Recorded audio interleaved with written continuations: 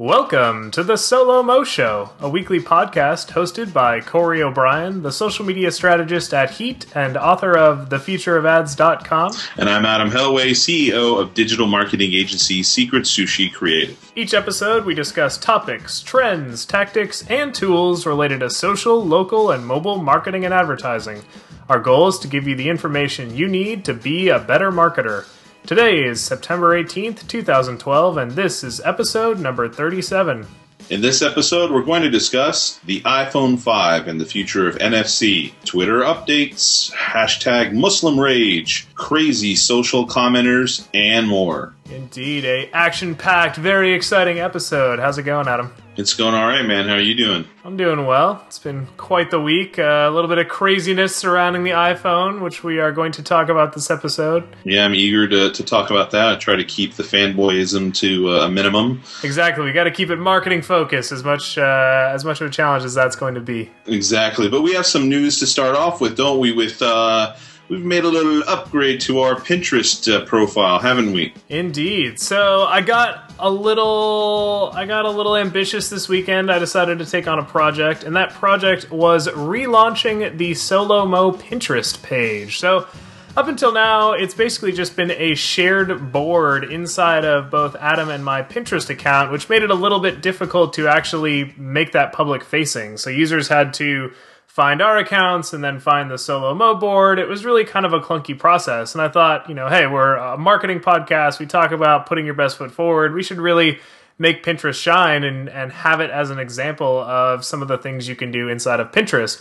So what we've done is actually relaunched Pinterest as its own account. You can now go to pinterest.com/solomoshow and view all of the Solo Mo Show's pins. So inside of there's a board that includes all of the episodes, which you can view, beginning to end, every single episode we have. It opens up a nice little YouTube player. That's actually a great way to follow the show. There's also specific boards for things like interviews. So inside of the interview is a nice profile picture of the person that we're talking with. You can click on that, and it'll actually launch you directly into that interview inside of the YouTube player. So that's a nice little feature. And then, as you'll notice when you first land on the page, we actually took some time to do custom cover photos for each one of the boards. So it looks more like a website than just a random, collection of images. And this is something that I definitely encourage other brands to think about as well, is how does your Pinterest profile look, especially as a brand? I think it's important to have sort of that professional look and feel to it, and there's a lot that can be done with creating images specifically for that board cover photo. So take a look at what we did on our Pinterest account, and it might be something that you could apply to your own account. One thing that we do want to note, though, is if you are subscribed to the old Solo Mo Show board, we encourage you to come on over to the new Solo Mo Show account on Pinterest, because that's where we're going to be putting all of our pins moving forward. So we do have a lot of people following the old board, which we definitely appreciate, but if you are an active listener of this show, we encourage you to check out the new pinterest.com/solomoshow and follow our boards there, because we're going to have additional content that we weren't able to do before, and hey, it's a great way to follow the show, so we encourage you to update your subscriptions. I was very, very impressed when Corey suddenly emailed me and said, "Look what I did." And I went, "Holy smokes, we definitely got inspired suddenly." So it looks awesome, so I think everybody should go check it out. Inspiration is definitely the right word. I was sitting there and I'm like, God, I feel like we could do this so much better. It's kind of clunky right now, and it doesn't make a lot of sense. It's hard to share. We always are sort of like, search for us on Pinterest. So I think it's a lot better now. Hopefully people like it. And hey, if you got any feedback, definitely let us know. Feel free to email us, solomoshow@gmail.com. Let us know if you like it, if you don't like it, if you can't find it for some reason. We would love to hear from you. And maybe you have some ideas on some other boards that we could add, because, as Corey was saying previously, it was just that one single board. And now, because it's an entire account, we can have multiple boards, and I think Corey did an awesome job of dividing up the different types of content that we have. And when we first launched that board previously, we really didn't have much more than that than our episodes. So this is given us a chance to upgrade things, so to speak, because of all the additional content that we've created over the last 37 episodes. All right, well, with the news out of the way, let's dive right into our first segment, which, as always, is the infographic of the week. So this week we had an interesting infographic called 5 Steps to Make Your Social Content Great. And this one's a little more linear than the typical infographic. It's sort of a blog post in visual form, but hey, there's nothing wrong with that. It's kind of more graphic than info, I think, in a way. But it seems pretty cool. Cool. I'll agree with that. I think more graphic than info is a good way to put it, but still a good and informative and useful graphic on how to bring your social content to life. And social content is something that we talk a lot about on this show, especially visual assets and making the most of blog posts and videos and things like that. So let's say you're on board with the concept, but you're thinking to yourself, okay, well, I want to make social content, but how do I make it great? So, Adam, do you want to walk us through some of the steps that they bring up here? Sure. So they take us through what looks like a 5-step process, and initially they talk about first is to relax. Well, they start off by saying relax and take your time, nurture a big idea. So talking about how to kind of think about what it is that you want to put into content form.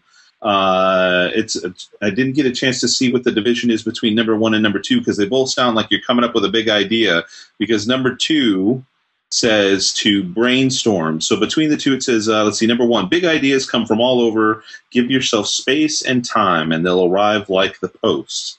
And I think they're meaning, that old thing called like the newspaper that arrives at your doorstep, maybe is what it is when they say the post. Yeah, I think post is European for mail, I want to say. Oh, that's right. European for mail. And number 2 is the brainstorming. Now think about your idea. How would it be best communicated? Okay, so that they can go ahead. I think what they're going for here is the big idea is sort of your topic. So the big idea, maybe you're sitting there in the shower and you're like, you know what I should be talking about? I should be talking about National Hamburger Day, because today happens to be I believe it's National Cheeseburger Day today. So let's say you're thinking to yourself, National Cheeseburger Day, I got to get involved with that somehow. I need to create some content that's going to eat a cheeseburger. That's how you get involved. Yeah, exactly. Maybe this inspiration hit you while you're at your local cheeseburger shop. But so you're thinking to yourself, all right, I want to do cheeseburger. The brainstorm part of it is thinking about how you actually want to bring that to life. So is it a recipe that you want to share on Pinterest? Is it a video where you eat a cheeseburger and talk about the flavors? Is it a blog post about the history of the cheeseburger? Really sitting down and saying, all right, well, I've got this nugget of an idea. Now let's think about all the great ways to blow it out. Maybe, like we see here, it's an infographic. This whole infographic on its own could have come from, this big aha moment of, hey, other people should know how to do the process that I'm doing. Maybe I could do a blog post, maybe I could do a video, or maybe, as in this case, an infographic. So I think it's a little bit, yes, brainstorm is often what we think about when we're trying to come up with that big idea, but what they're saying here is once you've got an idea, don't just, say, all right, well, it's an idea, it should be a blog post. Take a little time to build it out and think about all the various ways that idea could come to life. It really, to me, is more of a what and then a how and then a who, right? So when you go to the first one, it's what is it? What is it you want to do? Is it are you trying to solve a problem? What is it that you're trying to put together? And then the how is like, well, what format is it going to take? What form is this particular piece of content going to take? As they have here in the infographic says, is it going to be video? Is it going to be photos? Is it going to be tweet or a blog post? And then they go to number 3, which says ponder the market. So that to me is a who. They're saying, it says consider which customers you want to reach or which idea suits best. Okay, so that's looking at the market. Number 4, they say plan delivery, and that says careful planning will make production easier for you or a supplier. So they're talking about, let's see, obviously going out through social networks so that you're sharing it and so on, or are you distributing it via some partner blog or some partner company that you're associated with? And then lastly, it says make or commission and publish. If it's good for the web, if it's good, the web will do the rest. So what they're kind of alluding to is that could become viral if you think about it properly, or if people find value in it, they'll go ahead and they'll share it and get the word out about things to folks. So again, really quickly, 5 things. Number 1 is the big idea. Number 2 is the brainstorm. Number 3 is ponder the market. Number 4 is plan your delivery. And number 5 is create and share. What do you think about those steps, Corey? Is there anything you think needs to be maybe tweaked or changed in your mind for creating and delivering content? I think they're good. So ponder market is interesting because a lot of times I think that gets skipped in the process. And we'll actually, a little bit of a sneak peek here, we'll actually talk about something in the lightning round where perhaps the company didn't think through what their potential market was going to react to some of the content they were creating. So really understanding your market. And they mention here things like sentiment. So there's a lot of ways that you can bring an idea to fruition, and maybe it really matters how you talk about something, or, is it sort of a jokey tone or is it very serious? I think all of that should be at least influenced, if not determined, by the market that you're trying to put this content out into.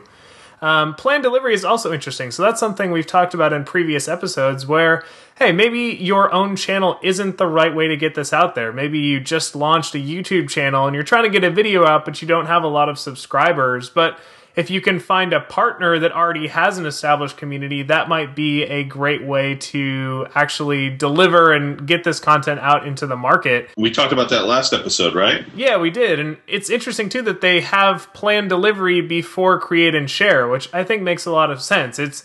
You don't want to just create this asset and then you've got it sitting there and you're like, well, how do I get it out there? Because you're going to be, itchy on the trigger finger. You're going to want to put it out there right away. So if you plan out your delivery beforehand, then as soon as you've got it, you just put that plan into motion, and suddenly, you feel a lot more secure in how you're actually getting this thing to market than just saying, okay, well, I've got this video, get it out there, we got to share it. And, maybe you're missing opportunities that you could have taken advantage of if you had spent a little time planning it out. So I think solid 5 steps. There's actually 2 things that I would completely flip-flop in my mind, actually. All right, well, let's hear it. I think 3 and 2 would be flip-flop, meaning that instead of brainstorming the format that you would put the content into or the form that it would go into and then pondering the market, I think you should ponder the market first, because the format that you put the content into should be dictated by who the market is that you're reaching out to.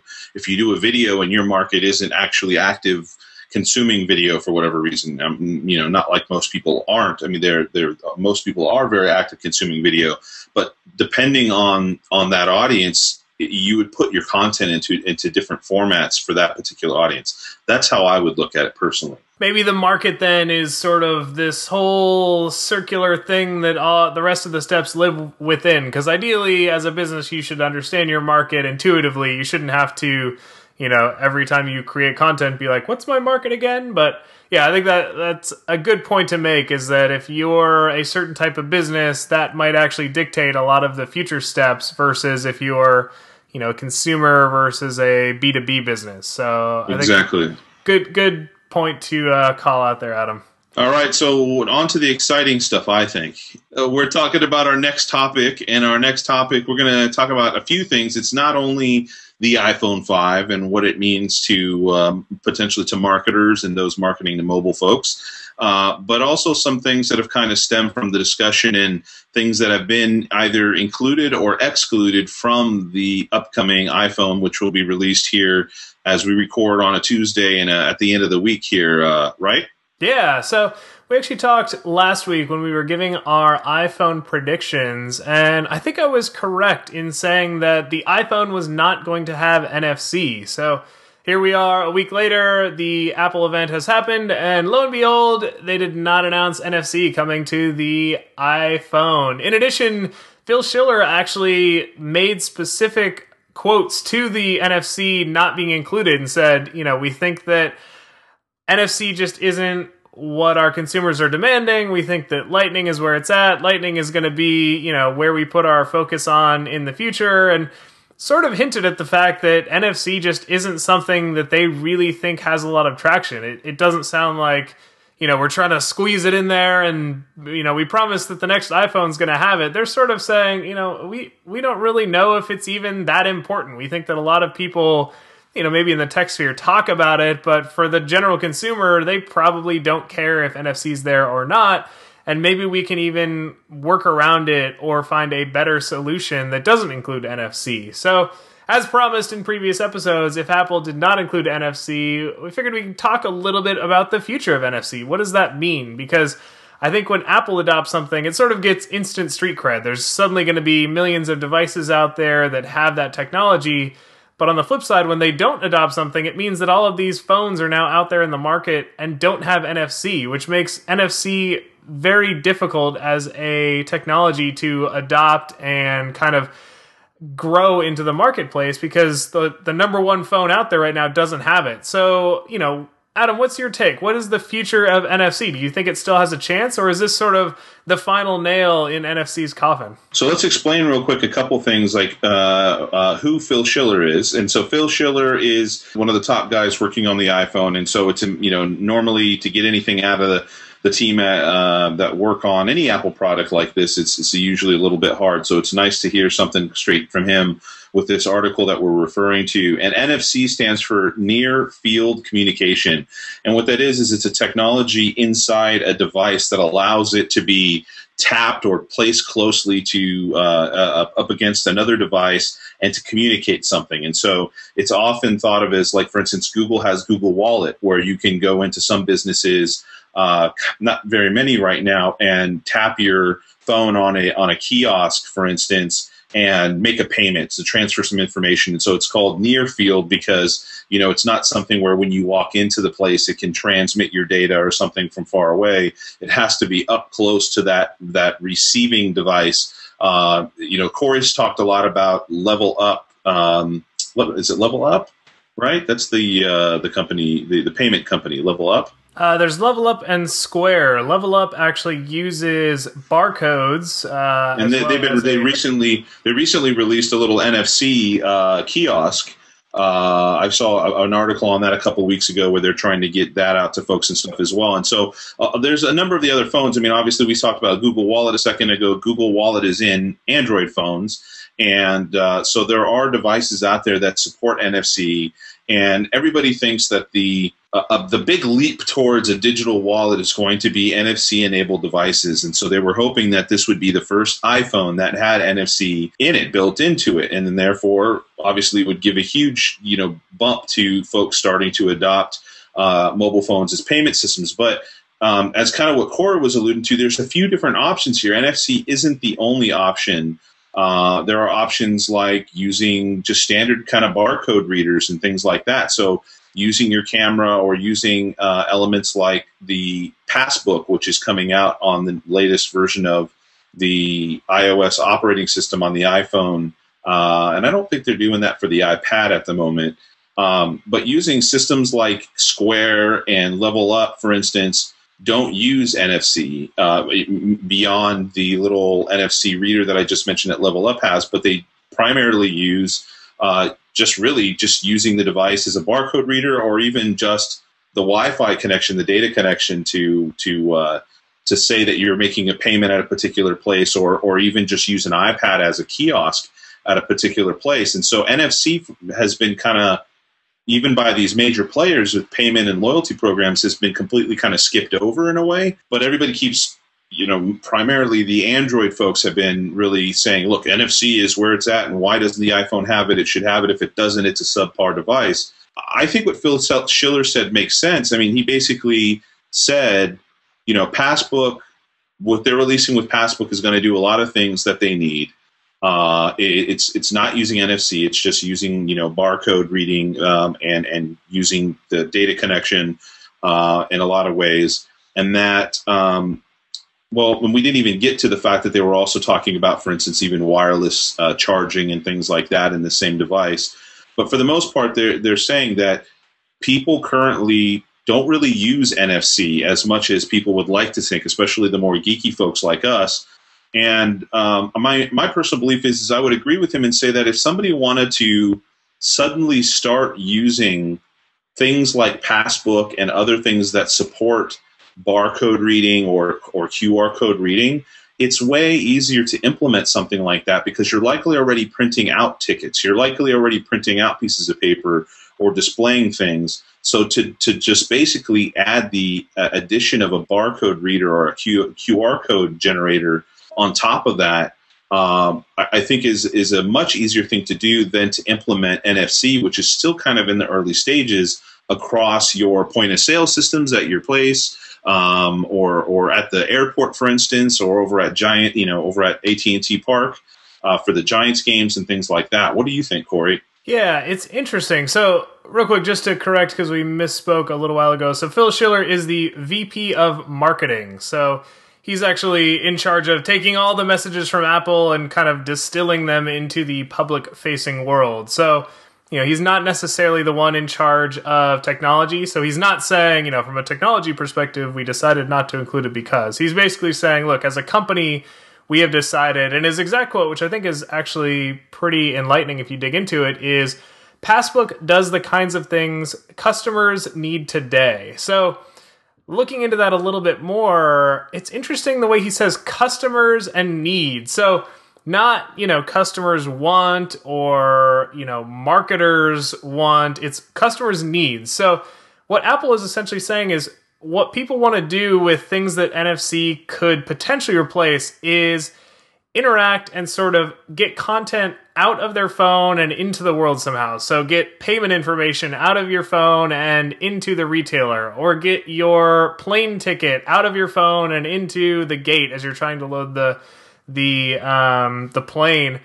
What it doesn't do as well, especially Passbook, because Passbook is an outward-facing app, it doesn't take in content. So I think as marketers, we've all been, fingers crossed, hoping for NFC because it's more of a two-way communication. You can have a little NFC port somewhere that somebody taps their phone to, and suddenly they're, able to get a link to your video or get a link to your marketing.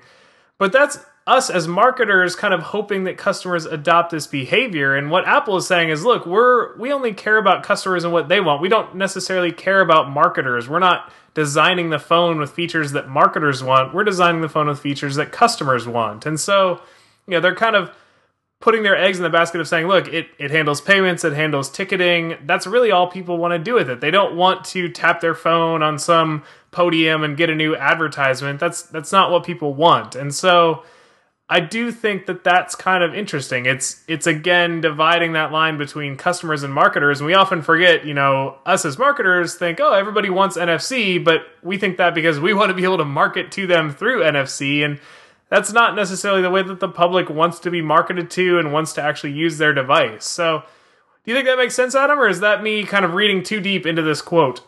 I think that's part of it. If you look at something like, I've been previously I was with Washington Mutual, which then went to Chase Bank, and I don't remember at what point it was that I ended up getting a new debit card, and that debit card they called it like PassLink or something on the debit card.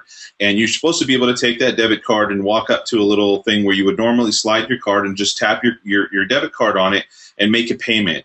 And in all the years that I had that card, I think I used it 2 times, maybe 3 times. And that essentially is NFC built into the debit card.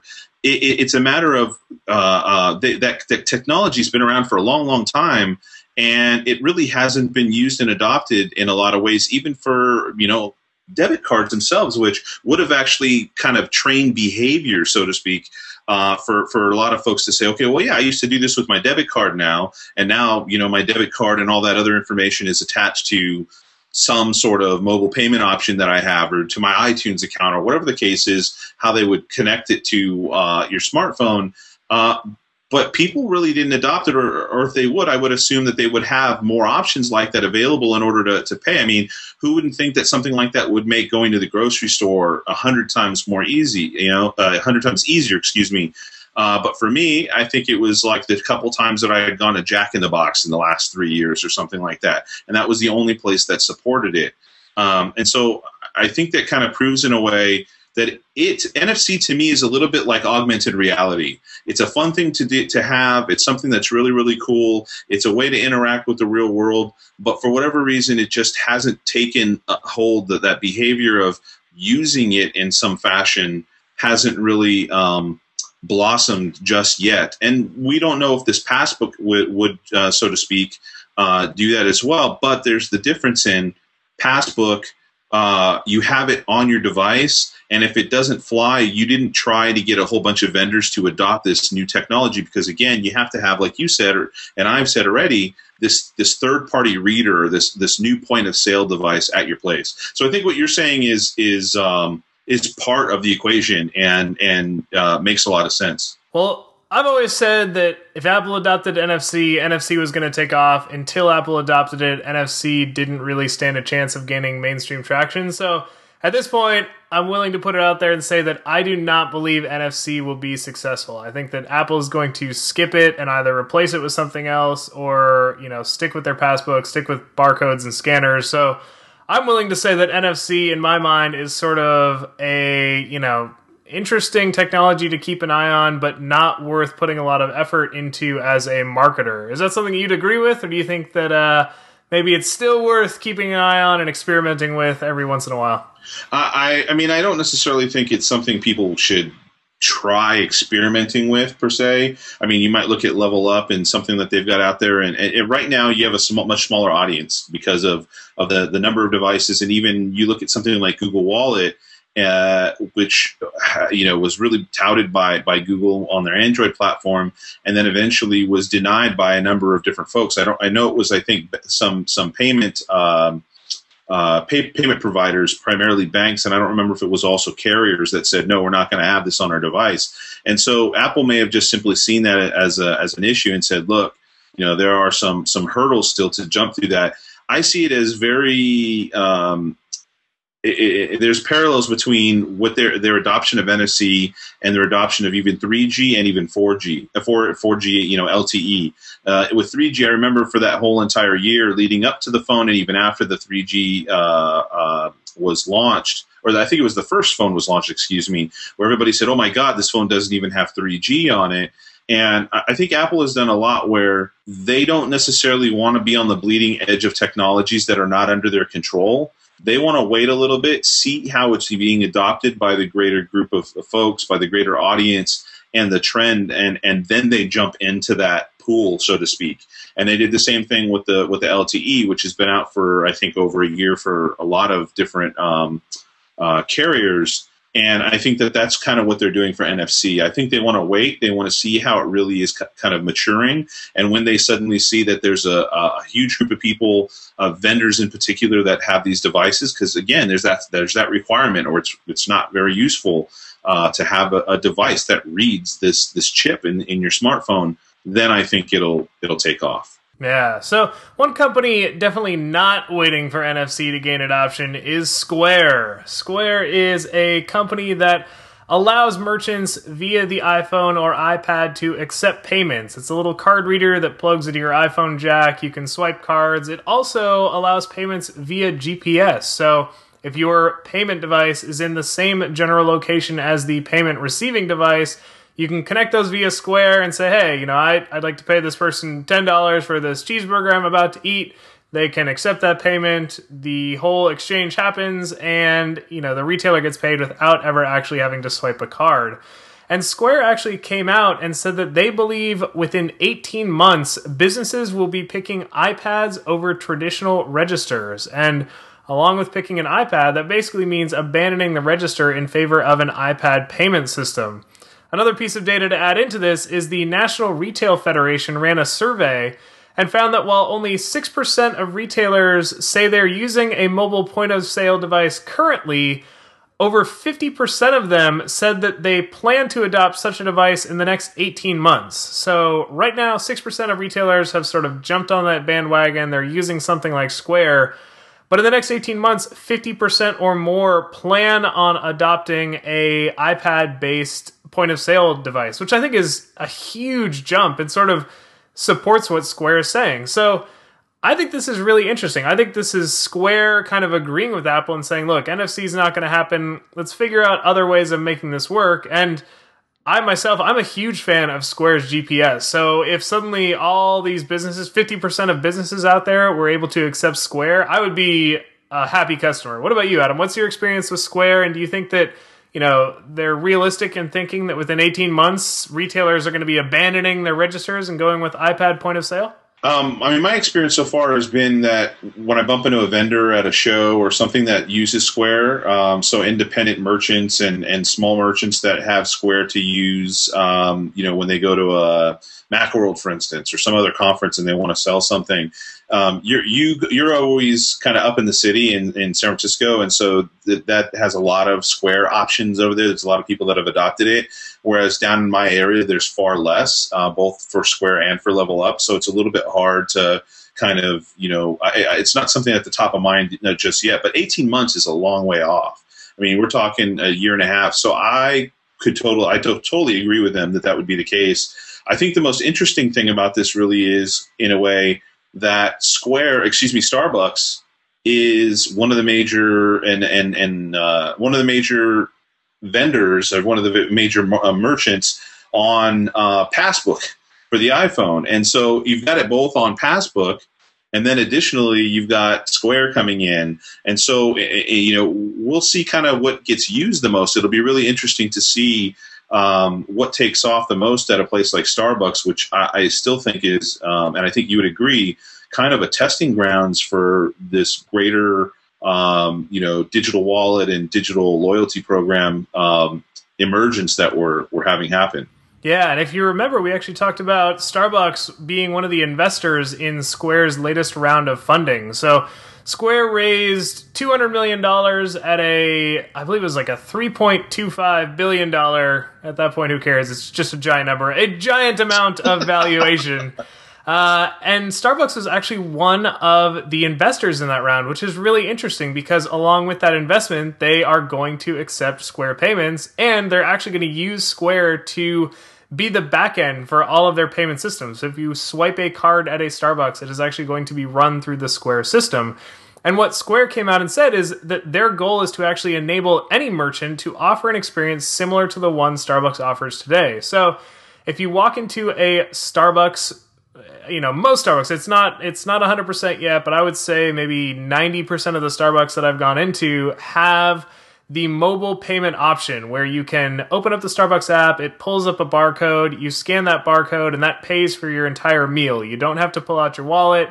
You automatically get a receipt delivered to your phone. It tracks things like loyalty programs. So, every so many coffees, you get a free coffee. That's all done via the phone. And it's really nice. It actually makes me, enjoy going to Starbucks. It's fun to play with the app. It's nice to track your progress. It's cool to see all this stuff happen. And what Square's saying is, hey, that's great for Starbucks, but we want any company, we want even small companies to be able to offer things like loyalty cards built into your phone and, paperless receipts and all the great things that come with these digital payment systems. So I think that's great. I think that Starbucks is, again, kind of leading the way. And as people get used to paying for Starbucks with the Square application, hopefully that gets them more comfortable with it. And, as some of these merchants even are out and about and they're getting coffee and they're thinking to themselves, hey, this is really easy. What if I could offer this? And it's not that hard. It's not like, oh, I've got to get all these crazy things.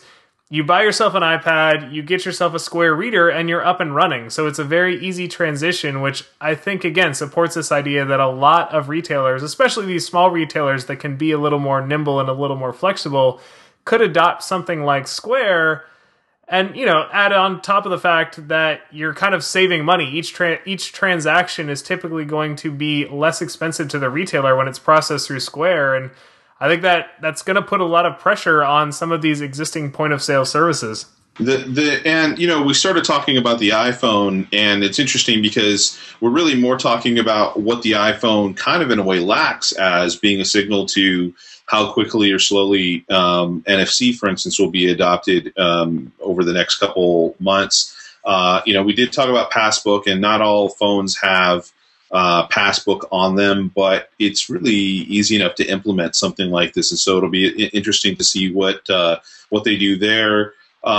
There's a few other just things of note that the new phone has much faster wireless. They're in a way kind of comparing it to the LTE 4G wireless to kind of so-so Wi-Fi in a way, saying that the speed of it could potentially surpass that. I don't know about that, but I have a 4G LTE iPad, and it's considerably faster than the 3G one that I had a couple years ago on the launch of the iPad. And overall, the new chip that they have in the phone is going to run everything much faster. So, for the geek in you, I think you'd enjoy the iPhone a bit. To take a look at it from a marketer's perspective, it's kind of not put a shot of adrenaline or a kick in the butt to the NFC technology that you could take advantage of out there, which means that you can still stay abreast of any of the news related to that, but pay attention to things like Square and Level Up, which now have far less competition than they might normally have had the iPhone come out with NFC support this round. All right, well, enough about the iPhone. Let's talk about the other big company making some changes this week, and that was Twitter. So these were actually a series of stories that broke today. Thankfully, they broke early in the day. Sometimes companies like to do late announcements, and it doesn't give us much time to prepare. But this morning we woke up and Twitter said, hey, let's roll out a whole bunch of changes and let the Solo Mo Show talk about it. So what we've got on deck is a number of things. First off, and potentially the biggest for brands specifically, is a new header photo. And this is actually following in the wake of Facebook's cover photo and Google Plus's similar functionality. Now, as a Twitter user, you can add a header photo, which means that when you visit your profile, it'll have a big image that sits behind your profile picture, and it's kind of in addition to the background image. It's giving you a second big area for branding. I think it's pretty cool. I like the overall look of it, especially from a brand. I do think it's a little weird that now when you load up somebody's profile picture, or I'm sorry, you load up somebody's profile, you see like 3 tweets on the page, which is really funny. It sort of de-emphasizes the reason that we all use Twitter, but from a brand's perspective, this is a huge step forward. I think it's a great amount of space for brands, and it's definitely Twitter, again, kind of adding features and functionality that you can imagine advertisers and marketers have been demanding. Have you had a chance to check out any of these header photos, Adam, and what do you think of it? Do you think it's a good addition, or is it a little too much branding and not enough focus on the content? I mean, I think it's a matter of how that image gets used, whether it be too much branding or not. I think it's pretty cool myself. I've always been a bit of a fan of the ways that profiles are displayed for Path. And Path is very, very similar, where you've got this, nice header image at the top. I mean, and Facebook is similar to that extent as well. But when you think of something that, they're all going this direction. So Path, Twitter, even LinkedIn actually recently had some updates regarding their company pages where they're supposed to allow you to now add some header image to it. And so I think it's cool. It's just it's always these signals of how things are. There's this convergence of everything now starting to have very, very similar features. That's how I kind of look at it. And although it's a very simple thing to say is, hey, this thing has an image at the top and this one has an image at the top. There's this convergence happening of many similar features across all of these social networks that are happening.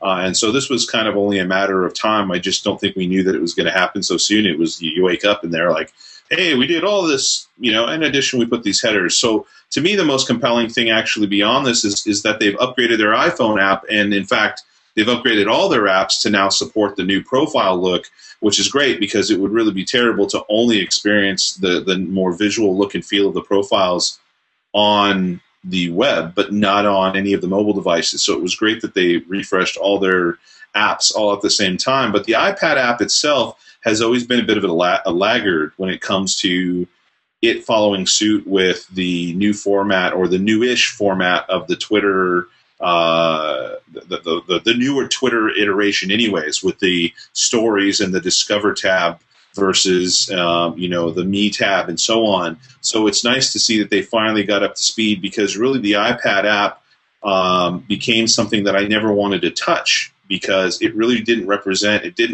feel like it was a consistent experience. And this goes to what we've discussed in previous shows, that Twitter is moving in the direction of trying to unify the experience of all their apps and the overall experience that happens on those apps. for the sake of likely advertising and being more appealing and easier to kind of control for the brands that they're trying to lure in to market on that platform. Yeah, one thing that was interesting, and speaking of consistency across platforms, so my account was enabled for the new header photo, so I thought, all right, let's play around with this a little bit. Let's upload a header photo. And I logged in, and when you go to upload a header photo, it says minimum dimensions are 1252 by 626 pixels. And for those of you not familiar with, sort of how pixels work, that's a pretty large image. That's, for most people, that's the width of your entire laptop screen. But you look at it on twitter.com and it's not that big. So it got me thinking about it, and I'm like, why would they require such a big image? They actually let you upload something up to 5 megs, which is gigantic. Their old, just for reference, the old Twitter background, the entire background image was less than a meg. They wouldn't let you upload anything larger than 1 meg. And now for this much smaller image, you actually have up to 5 megs worth of space you can use. So what it made me realize is they're actually preparing themselves for Retina graphics. If you upload an image of that size, they're shrinking it for you, but making it Retina ready at the same time. So when you do load up that new header photo inside the iPad app, even if you're on the new iPad 3 with the nice Retina screen, it's still going to look good. It's going to look crisp. It's going to look nice. They're sort of forcing people to be Retina ready, which I think is great. It means that any image you add is going to look great across all the different devices, and it means that you as a brand don't have to think about, is this going to look right? Is it going to put my best foot forward? Twitter's doing the work for you, so I thought that was great.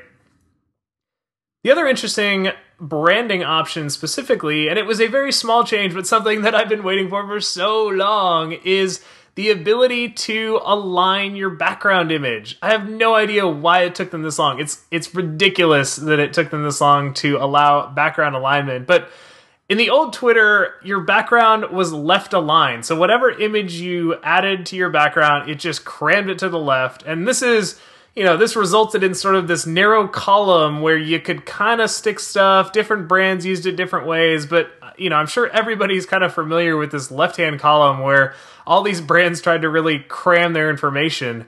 Well, now you have the option to center align your background, which means you can design a background where the column of content is right in the middle of a fixed area of your background, and you can now design background content that accents and supplements your regular content and actually looks good on the page. A lot of brands, it just looked kind of crappy because you had everything crammed in there.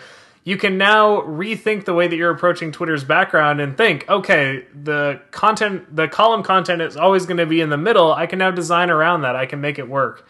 So I think this was a huge improvement, something that I've been waiting for a long time, and I was happy to see them, along with the header image, add the ability to align your background. But those are little geeky things, right? I mean, being able to tweak the profile a little bit in that fashion, but it'll make people's lives easier when they want to brand their profile more. I don't know if it's that geeky. I think if you look at YouTube does a really good job of this, where YouTube has always offered the ability to center align your background. I think that's the only option, actually. And so you see these really great brand pages where there's sort of a fade coming out of the content, and it's got, stuff kind of exploding out, and they can add cool like new tags and hey, here's our offer and all this stuff.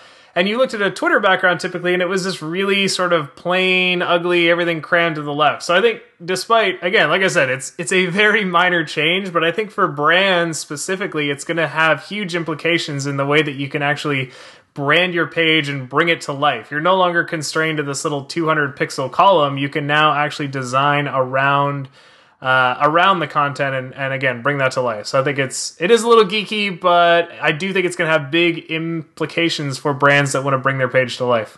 Well, now, if one last thing, and I'm not sure if you saw this, Corey, because I didn't see that thing. So that's an interesting thing for me to check out. I didn't see the center-aligned background image thing, but they've now, I guess, for all of their apps, Twitter has made it so that you have no other options but to use their image service if you want to upload images, photos to your Twitter account. So they've really taken away things like TwitPic and Posterous and other services out there that you previously would have used as the place to share your photos, and now you can only use Twitter.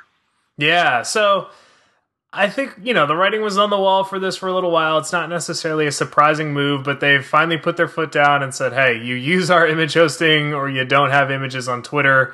It makes a lot of sense when they're trying to do all of this image hosting inside of their iPad app and inside of their iPhone app, and they want to make sure when you click that tweet, they can expand it, have the image show up there.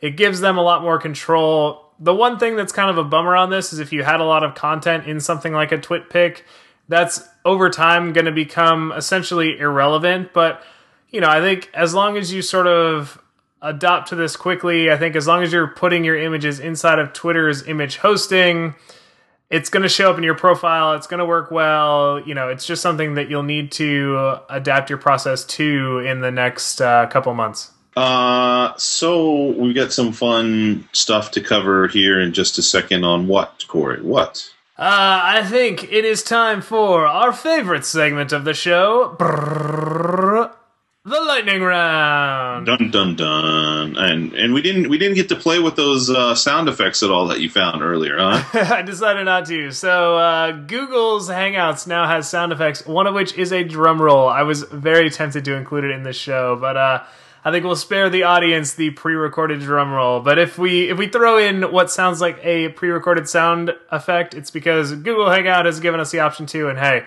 if we don't use it, it feels like an abuse of power. So we'll try to be nice, but no guarantees. All right, so 60 seconds on the clock for the first story. Adam, why don't you take us through this? Because I think this is a link that you found. Ready, and go. So the first story is about hashtag Muslim Rage. And so I found that there were a couple different posts online that were talking about Newsweek and their latest cover, which showed a fear-inducing cover photo that basically said Muslim Rage on it. And it was talking about, current events of the world and definitely trying to influence people's emotions and fears in a particular direction. And they went ahead on their Twitter account and basically invited people to discuss the topic of Muslim Rage and what they were covering in their magazine using this hashtag Muslim Rage. And coincidentally enough, or funny enough, I think, is that rather than have that hashtag be filled with a bunch of folks that were very angry about things that were happening or that were talking about those particular current events, Muslims took to Twitter and actually used it as a way to kind of, wow, I used my time just completely. All right, Adam, I'm going to give you let's say a bonus 2 minutes on this one, because I think this is a bonus 2 minutes. Okay. This could have potentially been its own topic, so I'm going to give you 2 minutes. You don't have to use it all, but just in case. Ready? 2 minute bonus time starts now. Not using the 2 minutes would be an abuse of power, right?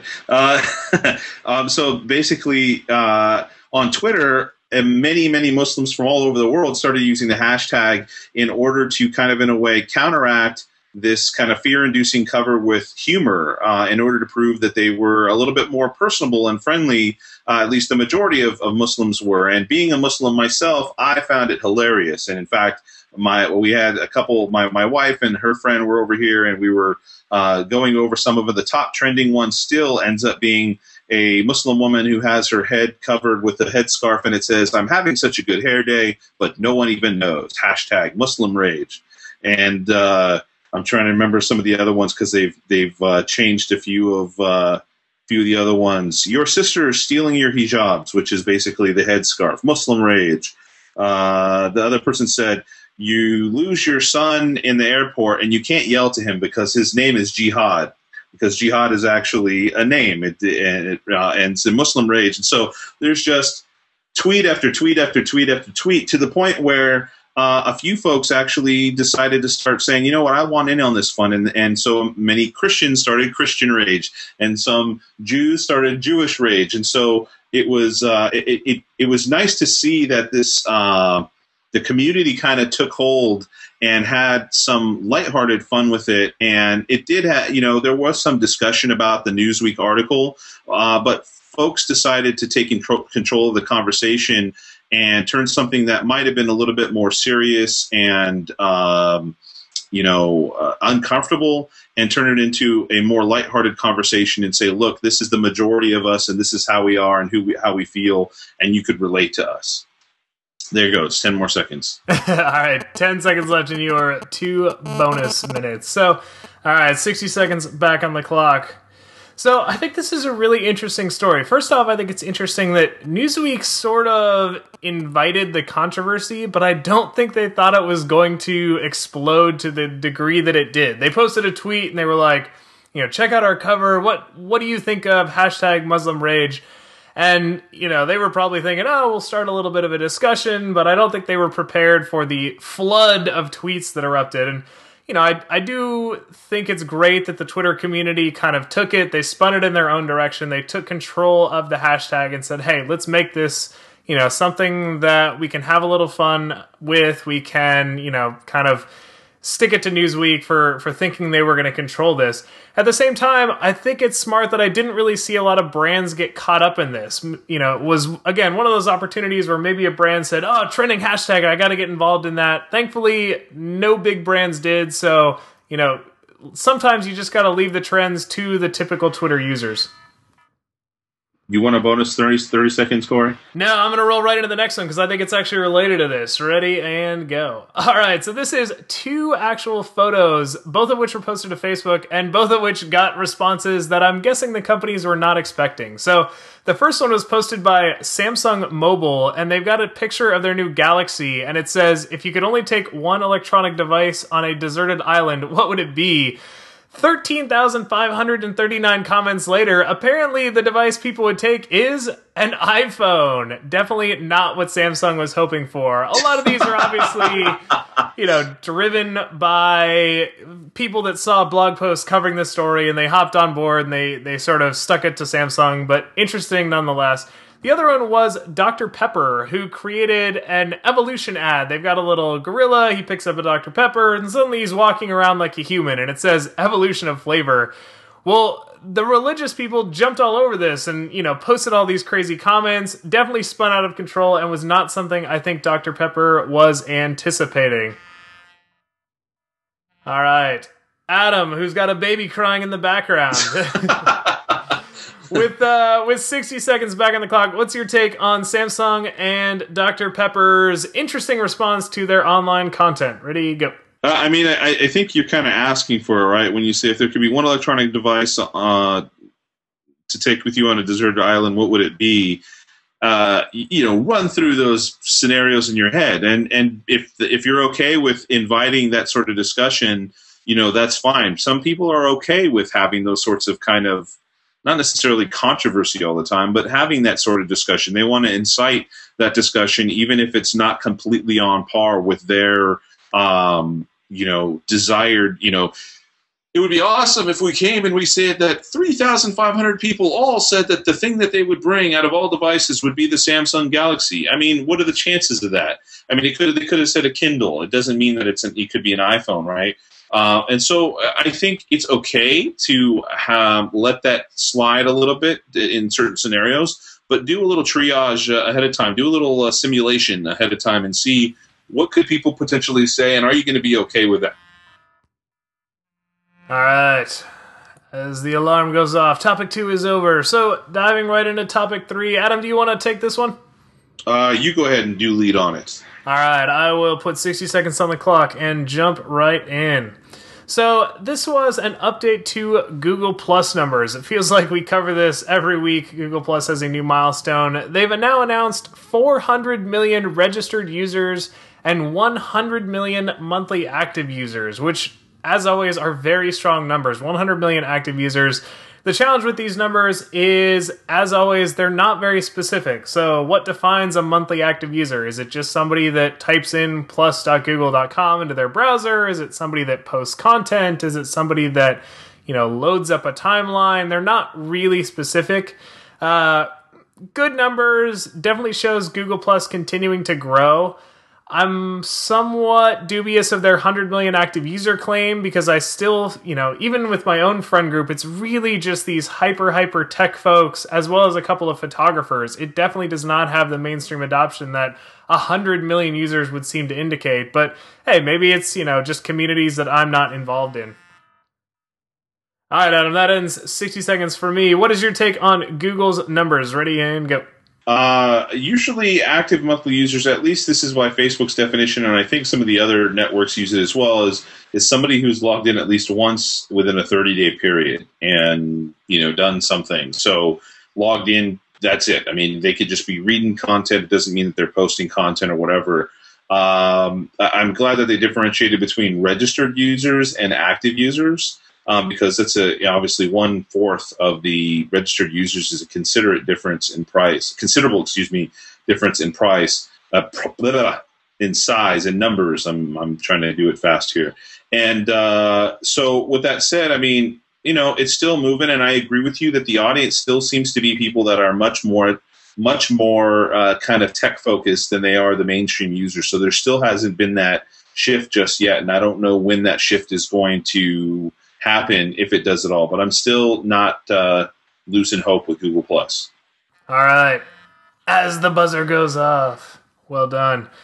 So that ends the lightning round, which means we jump into this week's action item. So we talked about Twitter changes. So our action item for this week is to look around and just see what other brands are doing with header images. I think over the coming week, there's going to be a number of big brands rolling out their header images. USA Today was sort of the launch partner for this. So you can actually go to Twitter's, USA Today profile, check out what they've done. We'll include a link to that in the show notes, which are available at... There's actually a few in the Twitter article, but I was just kind of taking a peek at it a little bit earlier in the show, and I think you guys should check out Ryan Seacrest's. I wouldn't normally go check out Ryan Seacrest's profile, but he did a pretty interesting thing where his background image is actually like a photo of him and all the new hosts, but his photo happens to line up perfectly with the profile photo, which they have floating over top of it. So his face is within that profile photo, and his body is in the background photo right under it. And so it's a really nifty way of doing it. Somebody was bound to do it at some time. It's things that people have done with their cover photos on Facebook previously. So it might be a fun little thing for you guys to check out if you're going to put people in those images. But as Corey was saying, checking out some of the other USA Today and other links that they had there, you'll be able to see, just some nice, clean images that folks have used to spice up their page a little bit, their profile a bit. Yeah, and I think as we saw with Facebook's cover photo, a lot of brands are going to be creative with it, and it's interesting that Ryan Seacrest, right out of the gate, has kind of shown what's possible. It was something that we were brainstorming at the agency that I work for. We're like, what's a cool way you could use this? Maybe your profile picture's in the middle, and then just funky hairstyles that you rotate every once in a while is what you use from your header photo. I think there's going to be some fun ways, and you'll see some of those more progressive brands rolling out some interesting utilizations of the header image. So again, just pay attention to it, see what rolls out, maybe design your own. You can keep it simple, but I recommend just putting something out there right out of the gate so that you're showing a progressive brand that listens to the Solo Mo show and, stays up on what's happening and what's current. But also just keep an eye out for what other brands are doing that are interesting, because I think we'll see best practices evolve over the coming weeks. Do you put a call to action in there? Do you not put a call to action in there? Do you want to really call attention to the profile picture? Do you not? So just see what other brands are doing and, hey, have some fun with it. It's a time for experimentation. All right, we covered a lot today, but we would love to hear from you and hear what you had to say about these topics, as well as any additional topics that you'd like us to cover in future shows. We definitely always love hearing from the audience, and there's a number of ways that you can get in touch, whether you have questions you want to ask, topics you want to suggest, feedback you want to give, or hey, even if you just want to say hi. So the easiest is going to be Twitter. We're available at Solo Mo Show, or I can be reached directly. I'm at Corey O'Brien. And I'm at Secret Sushi. You can also reach us in our good old Gmail account via email. The email address is solomoshow@gmail.com, SOLOMO show@gmail.com. You can also find our Facebook page on Facebook. Where else? We also have a Google Plus page where you can find us there also. And Solo Mo Show on Pinterest. Remember, we talked previously in other episodes about there being a board that Corey and I are sharing. And at the beginning of this episode, we let you know that we now have a full-on Pinterest account with more than one board with some great content in each of those boards. So find us on Pinterest and like us. And now we've got more, not like us, excuse me, follow us. And we've got plenty of content now to like 3 times more content that you can now repin to your heart's delight. There you go. And as always, our one request would be to rate us inside of iTunes. It helps others discover the show. It helps us appear in things like their suggested podcast area. So take a moment out of your day, search for Solo Mo Show on iTunes, and give us a rating. We would really appreciate it. As always, all of the links that we discussed today, as well as links to the social channels that we just mentioned, can be found in the show notes. Definitely encourage you to check those out and dive into these topics on your own. There's a lot more that we don't get a chance to cover, so it's useful to check those out and follow through some of the links on your own. Show notes can be found at solomoshow.com, or they're also available in your podcast player of choice. Just look around. There should be an option to view show notes. And with that, we will call this episode a wrap, and hope you come back next week to join us on another great episode of The Solo Mo Show. Take care.